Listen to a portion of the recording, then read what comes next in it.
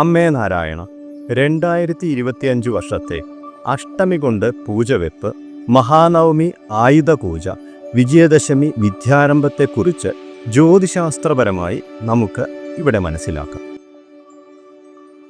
നവരാത്രി കന്നിമാസത്തിലോ തുലാമാസത്തിലോ വരാം.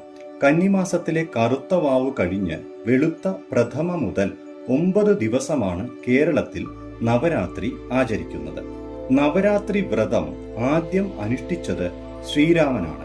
സീതാപഹരണത്തിനു ശേഷം കിഷ്കിന്ധയിൽ വെച്ചാണ് ശ്രീരാമചന്ദ്രൻ നവരാത്രി പൂജ ആദ്യമായി തുടങ്ങിയതെന്ന് ദേവി ഭാഗവതത്തിൽ പ്രസ്താവിച്ചു കാണുന്നുണ്ട്.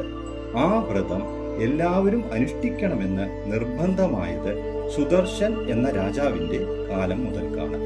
ഭുവനേശ്വരിയെ സരസ്വതി രൂപത്തിൽ സങ്കല്പിച്ച ചിലർ 9 ദിവസവും ഗ്രന്ഥപൂജ ചെയ്യുന്നു.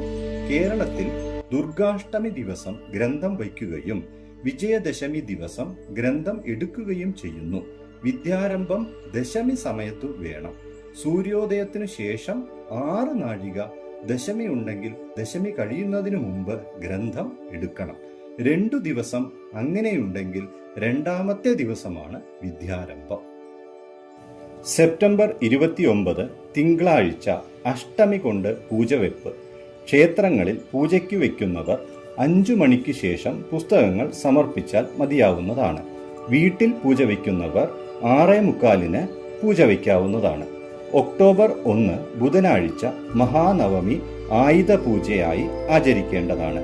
ഒക്ടോബർ 2 വ്യാഴാഴ്ച പകൽ 7:30 വിജയദശമി വിദ്യാരംഭത്തിന് അനുയോജ്യമാണ്.